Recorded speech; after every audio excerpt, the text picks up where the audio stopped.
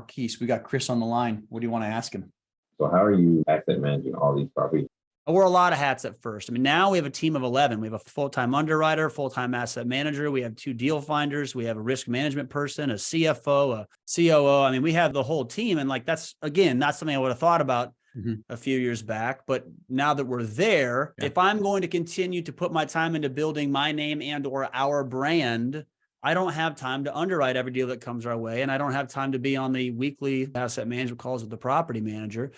I don't have time to do that right now. But when you get started, just get ready to wear a lot of hats. And to be honest, what I like about what I've done in the investment space is that I've done it all. I have literally done every single item. So when I'm going to hire these individuals who are coming in, I know what to expect. Now, it doesn't mean I can't learn from their backgrounds, but I can teach them what we expect because I've done it. And I think it behooves you, if you want to grow something, to get into the weeds when you start. Hey, I'm Brian Briscoe, host of the Diary of an Apartment Investor podcast. And this podcast is different from everything else out there. I bring together new and aspiring investors on each and every episode and let the aspiring investors ask the questions that they need answered. And if you're an aspiring investor yourself, you probably have the same questions. So before you get to this episode that we have prepared for you, make sure you hit the subscribe button and that little notification bell to make sure you get notified every time we post a new episode. And now, enjoy the show. Welcome to the Diary of an Apartment Investor podcast. I'm your host, Brian Briscoe, and very excited for today's show. We have our experienced investor, Chris Pomerleau, who's back for his second appearance, and Marquis Cobb today as our aspiring investor. So, gentlemen, welcome to the show today. Thanks for having us, Brian. Appreciate it. Yeah. Thanks for excited for today. Yeah, it's going to be a lot of fun. Chris's first episode was episode 35, so it's been a hot minute, and it was released in September 2020. If you're listening to this close to the time where it's released, we'll have that episode, back up on the front so you can, listen to this one and check him out, what he said back in 2020. So, Chris, that said, once again, welcome, and how you doing today? Fantastic. I appreciate it. Thanks for having me back on. This is exciting. I appreciate the format too, because it's unlike any other. So this is great. Yeah, I love the format. It's a lot of fun, and I think we help more people with this format. So that said, tell us a little bit about yourself and how things have been for the last couple of years. Yeah. So we founded a company named Levin Wealth Capital. Levin Wealth means to raise your wealth. And so I know that back on the previous episode, 2.5 years ago, the name of our company was Park Ave Capital. Yep. We actually had to change names because of a trademark issue where the guidance of our attorneys basically just said, look, you're starting to really take off here, and, you should probably make sure the name's not trademarked elsewhere. So we had to make that change recently, which is kind of a unique step, but we specialize in syndications and joint ventures of multifamily throughout the Midwest. We have about just over 2,600 units, right around 228 million in assets under management. And we're in 7 states. So we're as far north as Rapid City and as far south as Dallas. And really, we're the value add approach. I understand that term's kind of thrown around a lot, but to us, we're long-term investors. So we find something that we can make more valuable through force appreciation instead of just the natural organic market making it worth more. And we hold on for as long as possible. And that's what we do here. So a couple of things I'd like to point out. I mean, when you came on the podcast the first time, once again, late 2020, you had 400 units. So remind me again, how you say 2,400 units? Just over 2,600, like 26, 25 or something. Yeah. Okay. So since we last talked on the podcast, 2,200 units. Awesome. Congratulations. That's absolutely amazing. Now I'll go back to your previous comment. You talked about in it for the long term. I like that approach. So how do you structure your deals so that you can take advantage of the forced appreciation and long-term wealth generation and cash flow? Yeah, well, our attorneys and even business attorneys, as well as syndication attorneys, have told us we may be giving up a tad bit more of the pie than we need to. But I mean, you said the stats right there. I think one of the reasons that we've actually grown so quickly is we're not afraid to share that pie. And so when I say long-term, what I mean by that is this is just our approach. There's no perfect way to approach the investment in real estate. But for us, we buy something we can do a value add on. So for round numbers, we buy a $6 million apartment. We put $2 million into it while also increasing the income and lowering the expenses and basically making it worth more than it was when we bought it. And then we'll take out a loan a refinance loan Mhm. because it's now worth 10 million. So we get all 8 million back in our pocket and we keep the investors on with us. So Mhm. with us, it's the investors receiving cash flow throughout the duration of the business plan. But even Mhm. after the refinance and after they've received as much as 100% of their capital back, they stay on as individual owners and they continue to receive that cash flow. Mhm. And as you would imagine, that second paycheck after they've Mhm. received all their money back, they said, hold on a second, I'm still getting cash flow and I don't have any money in the deal. That makes them want to jump in the next one. And perhaps we could split it up differently. I know some syndicators completely refinance their investors out. I'm not saying there's ever a right or a wrong way, but for us, that's how we've chosen to grow. Yeah, I like that model. The investors stay in, it gives them, what really is the passive income that a lot of people are looking for. And there is an incentive among syndicators. I mean, the way a lot of people set up their deals with the value adds, I think you mentioned it, you're leaving a little bit of money on the table as a syndicator by not cashing out, once the value add period is done. But you chose to take a longer term approach, which gives your investors a little more cash flow for a longer term. And eventually, I mean, what's the end game? Are you going to sell things 10, 15 years after owning it? Or are you going to just hold them until forever? There's a little more into the weeds Mhm. on the answer because we are buy and hold. We don't plan on selling. I can tell you over the last year, we sold a few items. Mhm. And we actually have a couple right now that are being looked at, not necessarily because we tried to sell it, but because we were getting offers that seriously they're too good to pass up on. And I can tell you the ultimate goal with that money is to then reinvest that into the next multifamily. Yeah. If that offer never came in, then yes, we're going to hold it for as long as possible. There's no plan to sell it in 10 or 15 years. We're reserving and keeping aside the right CapEx amount of money in case something happens 8 years down the road. And there's nothing more powerful than thinking about an asset like that paying our investors' grandchildren 30 years from now. And it may not be the exact same building. Hopefully it is. But if it's not, maybe we've 1031 or just moved that money into the other investment. Yeah, I love that approach. I think it's better and it takes advantage of, what happens to real estate over time. It's naturally going to appreciate. Like you said, you're taking advantage of the forced appreciation up front by doing the value add and then doing refinance. Or do you do supplemental loans as well, or is it strictly refinance? We'd supplemental if we had to, whether if it was a HUD or a Fannie or something like that. Yeah. But for the most part, a lot of times we're getting really, really, really good rates and deals through our local banks at the purchase. Yeah. So through the stabilization process, we're sticking with local, and then we'll refinance into agency debt, Fannie, Freddie, HUD, whatever we can to lock it in even long term. All right. Now that brings up another really good point that I'd like to dial in on. What do you like about the local lenders as opposed to some of the national lenders? But what I don't like is that it's recourse, but our business would be a fraction of what it is today if I only stuck to non-recourse. Mhm. I think if you find the right assets and you put the right systems in place, sure, there'll be learning curves, but Yeah. non-recourse isn't as scary if you make sure you buy the right asset. Personally, that's just our opinion. What we like about also is that we can get a rehab loan, a line of credit.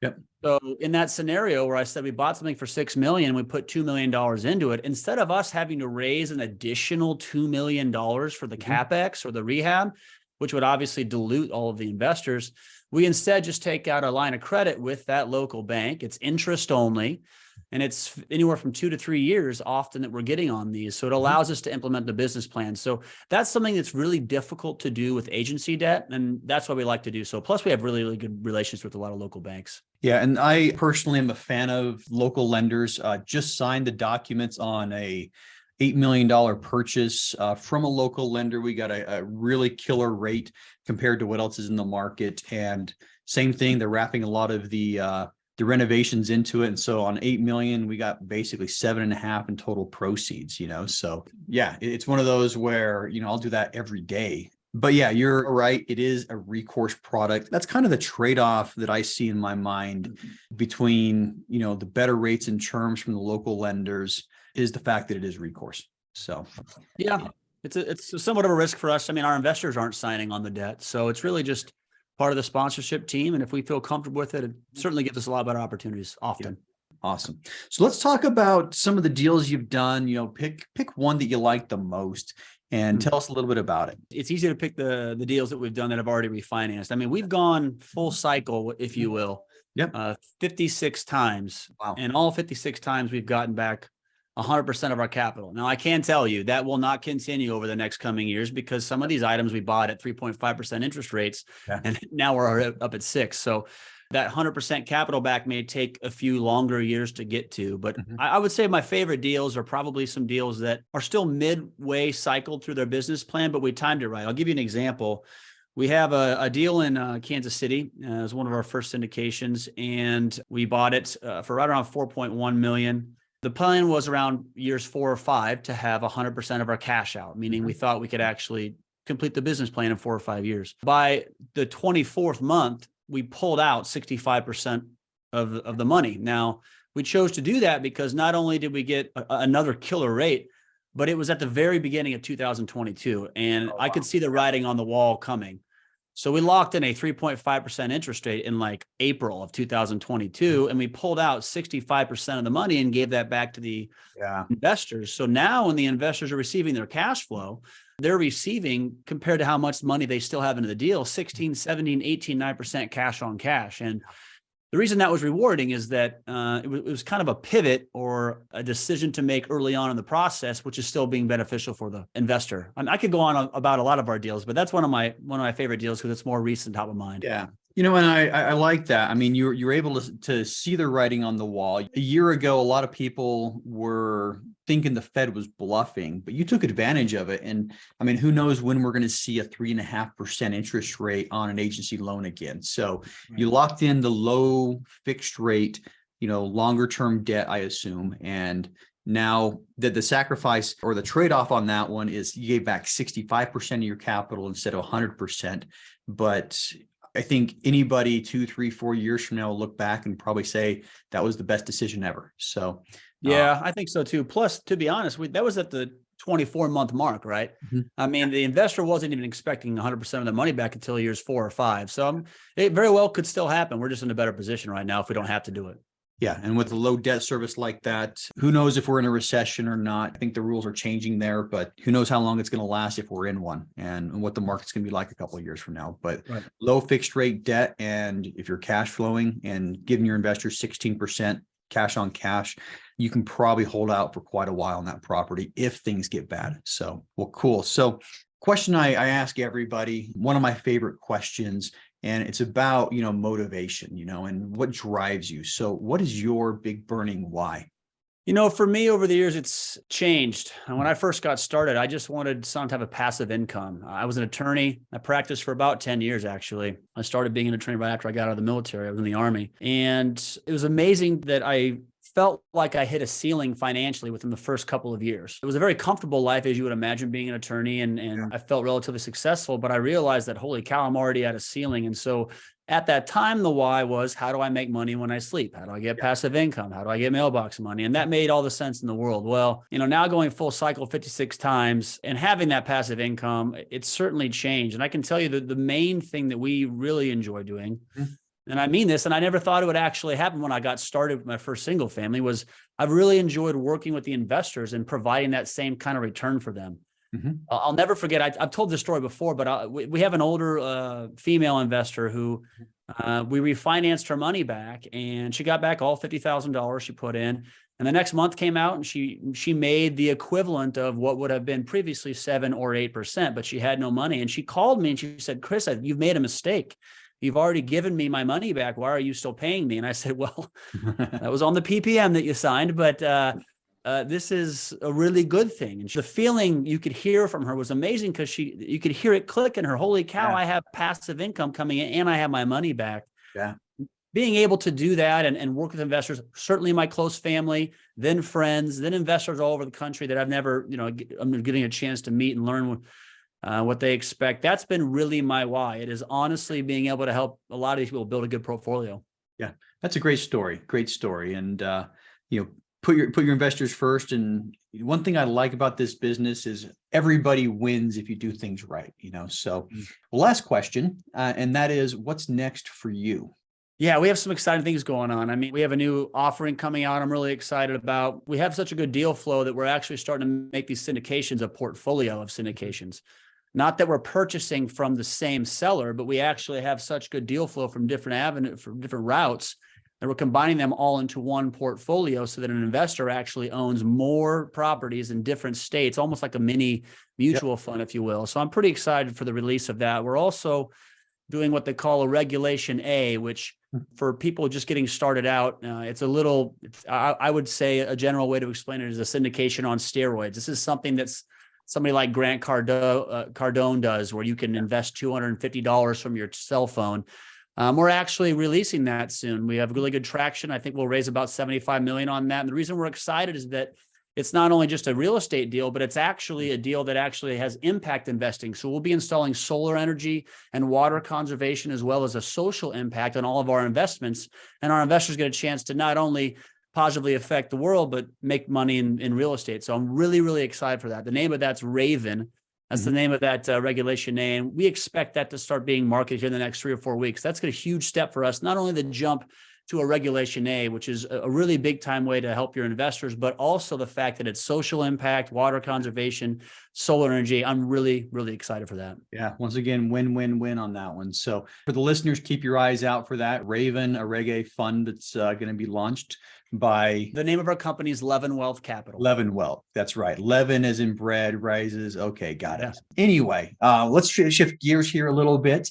And Marquis, welcome to the show. Thanks, Brian. Thanks, Chris, for taking some time out today talking. Brian, Chris, you've already dropped like a bunch of knowledge, so appreciate it. Yeah, no worries. Happy to. Well, hey, Marquis, tell us a little bit about yourself. Yeah, so originally from Kentucky, active duty Air Force currently right now, kind of trying to set myself up for when we get further down the road, so maybe separating and become a full-time investor. Currently living in Columbia, South Carolina. Started my real estate journey as a wholesaler. Yep. Trying to do the traditional route like wholesale, do a couple of fix and flips, and then maybe do like a couple of duplexes or something. But I found commercial multifamily, and then ever since then I kind of hooked. So it kind of like gets all that in between stuff. You can scale faster and kind of grow your wealth a lot faster rather than doing the traditional like wholesale flips and flips and things like that. Yeah. And that's something I think a lot of people, have a similar journey where, they start doing things, the wholesaling, the fix and flipping. It's a little more accessible to the average person, and it doesn't take a whole lot of cash out of pocket. But I've seen, dozens and dozens of times on this podcast, people who started like that and eventually thought, you know what, how can I scale this, do this faster? And they land the same answer you did, multifamily. So what attracted you to multifamily, or what was the biggest thing that attracted you to multifamily? I think the biggest thing was it was more passive than like wholesaling or doing the fix and flips. As far as like this wholesaling, I'm sure you both know, like you get a check and then you got to go find the next one. It's like this constant cycle. Yeah, it's never really over until like. And there's no real way to like kind of stay in a deal when wholesaling. Really, it's kind of like, all right, out of that one, you got to find the next one. Yeah. For multifamily, it's just passive. It's like Chris is kind of talking about. It's a passive income, like mailbox money type thing. But then you're also like creating generational wealth if you do like a long-term hold, like Chris said. Absolutely. Now, question that everybody gets asked on this show, and you're no exception. So what is your big burning why? Why are you jumping into multifamily? So mine is kind of like a combination of like the traditional, like when people say family and like time freedom. Mine's kind of like traditional, kind of mix of those two. So I don't have a family yet, so I'm kind of preparing for my future family, but I also want to take care of like my past family, like my parents, grandparents. Like they've never left Kentucky. Like they haven't seen the world. So I want to be the one that gives them the opportunity to kind of branch out, see the world, experience new things, and also be able to provide like for my future family that I don't have yet. And give them the same type of experience, like experience new things and see different places. Awesome. Appreciate you for sharing that. So now, favorite part of the show, Marquis, we got Chris on the line. What do you want to ask him? Chris, you talked about a lot of stuff. I'm just kind of go back to where you first started, I guess, because I'm a newbie and kind of up in newbies here. I know you talked about like you kind of have to do like a rebrand or like a rename for your company. How important is it as branding for like a new syndicator like you? I feel as though the rename of our company was more of a legal logistic thing. I mean, we never thought that we named it Park Ave Capital because my business partner and I literally met on Park Ave in Omaha. I mean, and we were about to buy a 5 unit, and we did. And like, we didn't really think about raising millions of hundreds of millions of dollars 2-3 years later. And so as we did at that time with a lot of entities, we just kind of named it that way. So the change was simply because we wanted to make sure down the road that we didn't get in trouble with the real Park Ave Capital, which trademarked it like in the 1990s, obviously, as you would imagine, on Park Ave in Manhattan. So that was part of that. But I think really the essence of your question is, how do you draw or garner the right attention and experience and the respect from people so they actually invest with you? And I think that's taken a long time. And look, even though I mentioned earlier how excited we are about this Reg A and 75 million, all of that, we're in essence, in the, holistically, we're just getting started too, right? I've been investing for 10 years, but there are people in this space who've been investing for 25, 30 years. And I think the most important thing is to stay really active on social and in these groups if you can, whether it's some type of mastermind, whether it's some type of local meetup. That's certainly what I did at the time. And I'll tie this into branding. The reason that's important is that you'll stay on top of people's minds. When I got started, I was an attorney full time. And no one really knew I was doing real estate. So I did my best to meet people for coffee, have these conversations, and I went to a lot of meetups. It's hard for me to go to as many meetups these days, but it's really just always being around the people that are really experienced or just getting started. You might find your future business partner there. And so I think the most important thing is to stay top of mind with people. And if you don't have any deals yet, it's being a part of these groups and being active on social. Nothing's stopping you from posting multifamily asset outcome, investment outcome versus the stock market over the last 2 years. Like, you don't have to have a deal to post that on social. And ask someone like Brian. I mean, you can get quite the following on social, and it's pretty important. So that's where I would probably start: in-person meetings, masterminds, and certainly stay active on social. Yeah. And I'll add to that. I mean, I left a company that I co-founded, and I had put my heart and soul into pushing that name and that brand out there. And I was really worried about, when I decided to leave the company, I was really worried about, that name and, having to start a new name. And what I realized through the process is my personal brand is what stuck out with people. It wasn't the name that I came up with. It wasn't the Four Oaks name or the Park Ave name that, we both, evolved from. It was Brian Briscoe. And I'm sure Chris will agree that it was Chris Pomerleau. That was the name that I think you really need to work on the most. Yeah. I mean, I think that was a much more succinct and better suggestion than mine. I mean, it's 100% accurate. People probably don't remember that we were Park Ave Capital, but people know who Brian is, and people locally and now, luckily for me, are starting to learn who we are and by our individual names. And that's really important. And that's, again, staying top of mind. Yeah. Yeah. And Chris gave you some great tips on exactly how to do that. So, and then I know you said you more focused on like long term. So how are you managing, asset managing all these properties? Do you have a certain asset manager on your team, or are you doing that? And then how did you start off at the beginning with asset management? When I started off, I wore every hat, right? So I was helping the bookkeeping, the taxes, the asset management, the financial aspects, underwriting, and deal finding. I was doing everything. And it's because I could. I mean, I still had a full-time job, but I had the opportunity to do that. And really, the capital wasn't there to afford a giant team to do all this because we didn't have a team yet. We didn't have any deals yet. So I wore a lot of hats at first. I mean, now we have a team of 11. We have a full-time underwriter, full-time asset manager. We have 2 deal finders. We have a risk management person, a CFO, a COO. I mean, we have the whole team. And that's, again, not something I would have thought about a few years back. But now that we're there, if I'm going to continue to put my time into building my name and or our brand, I don't have time to underwrite every deal that comes our way. And I don't have time to be on the weekly, which is what we set up, asset management calls. We set up weekly asset management calls with the property manager. I don't have time to do that right now. But when you get started, just get ready to wear a lot of hats. And to be honest, gosh, that's great that you both served. I wish I had this kind of experience back when I was on the Army. I showed up as a butter bar Army second lieutenant, and I got a platoon sergeant, and I have 40 soldiers in my platoon. And I got to stand up there and be a leader, but I honestly had never done anything they did for me, ever. So I think one of the biggest things was setting your side of pride, certainly relying on your platoon sergeant and some of the squad leaders. But What I like about what I've done in the investment space is that I've done it all. I have literally done every single item. So when I'm going to hire these individuals who are coming in, I know what to expect. Now, it doesn't mean I can't learn from their backgrounds, but I can teach them what we expect because I've done it. And I think it behooves you, if you want to grow something, to get into the weeds when you start. Yeah. It's a great example. Haven't heard the butter bar term in a while, but it made me smile. But and for those listening, butter bar, second lieutenant, the lowest officer rank. It's kind of a somewhat of a derogatory term towards the rank, but some people use it with a lot of affection too. But just adding on, I think that was very, very great answer. Most entrepreneurs start wearing every hat. Doesn't matter what your business is, they start wearing every hat. And I had somebody on the podcast recently that had figured out the scale thing, and they were similar position where Chris was, and what they said, and I'll relay that, was hire people before you need them. So hire that asset manager before you're so busy with asset management that you can't do anything else. So that's part of it, is just make sure that you're putting people in place before you need them. Because if you get to the point to where you're in pain because you don't have the right people, you probably needed them 6 months ago.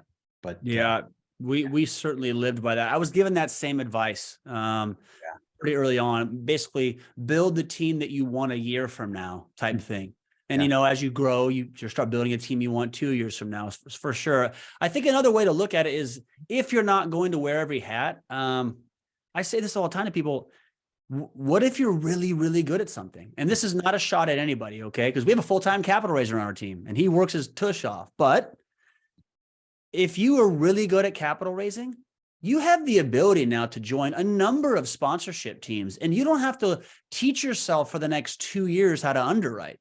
If you're really good at things or if you're really good at finding deals, you may find your way onto a general partnership because you lean into that one or two skill sets that you have. And I'm not saying one or the other is correct. I'm saying that you don't have to learn everything. I'm certainly glad I did. But if you know that you're really good at one or two things, that could be your way to get accelerated as well. Yeah. Thanks. I'm kind of in that position right now. I kind of find myself drawn towards underwriting and maybe asset management, even though I haven't done it yet. Like you said, I was a butter bar not too long ago, so you still have that ability to lead people. So yeah, those are my 2 ways I'm kind of specializing in. Nice. That's great. Doing a little bit of a shift. I know, I'm sure you've had plenty of setbacks or things over your long history and journey. What are some ways people can the best ways to bounce back from a setback or missing out on an opportunity or something like that? Well, sometimes you don't have a choice. You're going to recover or you'll fold forever. But I mean, I can give you actual examples. And I'm glad you asked that question, because I always hate hearing different podcast guests or people in this space talk about how perfect they've been for how many years or whatever. That it's a job. You're running a financial business in the world of what we've seen over the last 2 or 3 years, the highest increase in interest rates and a worldwide pandemic. All in the last 2.5 years. Stuff's going to happen that you never expected. And so some examples would be, I learned early on that at that time, I didn't do the best job vetting our property managers. I mean, we certainly vetted them and we even met with them, but we've learned throughout the process, if it's not already clear to even a beginner, that they'll make or break your whole dang deal. And so you may need more than just they're fun to have a beer with, or they seem to have very flashy colors on their website. It's really important you really dig down to them and make sure that they are going to take care of you. And I'd almost say that that's a perfect relation to, you should do the same for business partners as well. There's that phrase, slow to hire, quick to fire.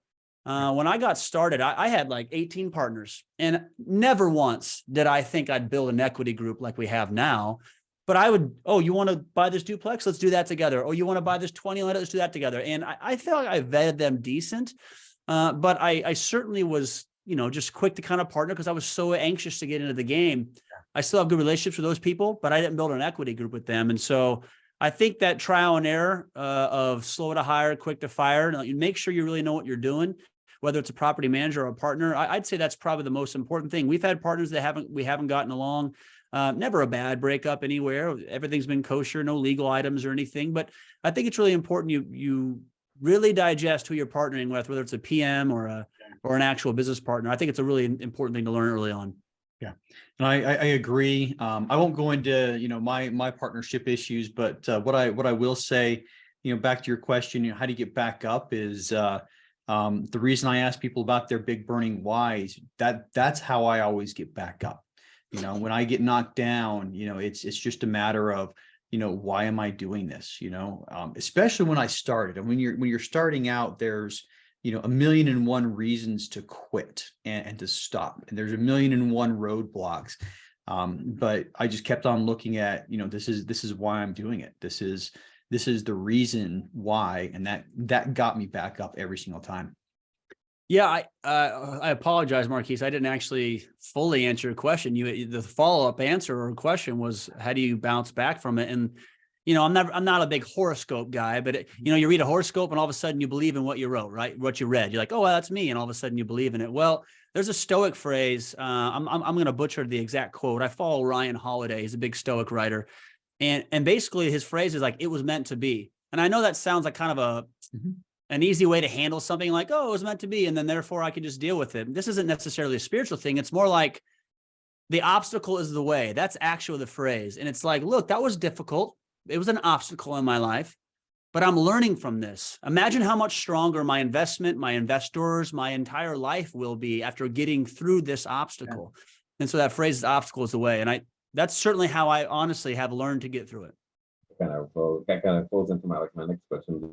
Just like, what are some important mindset traits or techniques you might have or use, best practices, maybe for someone new or just even experienced people who are kind of struggle with mindset type things? Yeah, I'd say integrity is huge. I mean, I understand as servicemen, all of us would say that, or on the podcast here, but integrity is huge. I mean, if you're known for burning somebody, at least even once in this business, it can really hurt you. And I feel like that we've kept our integrity, which is really important. And I'd say just the abundance mentality. It's really easy. I don't like to use the term easy, but if you know what you're doing, even at a C or a B- level, you could make some money in real estate. If you try to soak it all up for yourself, that road to build a business or your personal passive income or your personal brand or anything, I feel like it shortens itself because you're afraid to share the wealth. And, I mentioned earlier that we've had our own attorneys. We've used the same attorneys on every single syndication joint venture. And they're like, Chris, are you sure you want to keep them in? Like, I know someone down in this state that's just refinancing the people out and they own it all themselves. And there's nothing wrong with that. But I feel as though the abundance mentality of making sure everybody can win has helped us grow. And I don't ever want to get away from that. There's that phrase that says, I'd rather own 1% of all the McDonald's in the world than 100% of one. Mm-hmm. Well, I feel like that's why we've grown so quickly. Some people are like, how'd you get 2,600 units in that short of time? And it's like, because I'm not afraid to spread the wealth. Yeah. Like, that's how you grow, in my opinion. So the abundance mentality is certainly a trait I suggest taking on. Yeah. I love it. Something I do. And, I used to hate writing and journaling. I do the Miracle Morning, that the Hal wrote. If you've heard of that, you know what it is. But I do the Miracle Morning, and I used to skip the writing part. I used to skip that part just because it's like, I don't really need to write. But I've started writing every day, every morning, what I'm grateful for and what I'm excited for. And so like this morning, when it's -20 when I woke up, what went in my gratitude journal is, I'm grateful for a warm house, because it was -20 when I woke up this morning, and it just reminded me of something that I overlook every single day. But I write down every morning what I'm grateful for, what I'm excited for. And then every night before I go to bed, I write down, one big win for the day and one thing that I learned. And that helps keep my mindset right, because when I look back at my big wins, even if I didn't have something that was huge, I can always come up with something. Yeah, I did have a big win today. All right. And it keeps me focusing on the positive, focusing on what I do have and not what I don't. And it keeps me excited for the day. I don't remember exactly what I wrote on what I was excited for today, but it probably has something to do with recording 3 podcast episodes, because that's what I'm doing today and I enjoy it. So that's what I do. That's great. All right, we got time for one more question if you have one more. Yeah, perfect. This is kind of just like a rapid fire, just to help me I like to ask people, like, what are some of your favorite podcasts? I know besides Brian's. You stole my Podcast. answer. Yeah. Podcast you're listening to, one like business book you recommend, and maybe like a mindset book you recommend. You know, the book question, I'm on a decent amount of podcasts. So I get that book question a lot. I feel bad I get the same answer, but I think Think and Grow Rich has been the most powerful. Look, Rich Dad Poor Dad for sure. Right. I read it in 2008. I was in law school and the ROTC, and I was in grad school at night getting my master's in negotiation. And I was like, that's cool, Robert Kiyosaki, but I don't have time to do any of that. But it certainly was a great, or at least I've learned since that maybe I could have made the time, but that was a good shift in my mindset. But if I could get away from that answer, because everybody gives it, it would be Think and Grow Rich.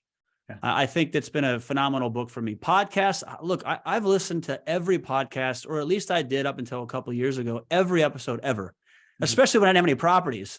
And it was really big for me to do that because I just try to learn as much as possible. These days, and I don't think you have to be as far into the business as I am to take advantage of this, I really enjoy YouTube Premium, meaning it's just YouTube, but there's no commercials. And you can listen to it whether your phone's on or off. Yeah. And what I like about it, and this could be my ADHD kicking in, but I can listen to nice little 10 or 15 minute snippets about the exact item that I want to learn about. What are some problems going on in underwriting lately? Boom, I'll YouTube it. And there's like 30 different options. Of course, there are hundreds upon hundreds. And I can just listen to it for 10 minutes instead of sometimes having to find it in different podcasts. Yeah. I love podcasts, though. I think it's great, especially if you find your niche. I love the give and take, which you won't get a lot of time in YouTube. So I think podcasts are fantastic.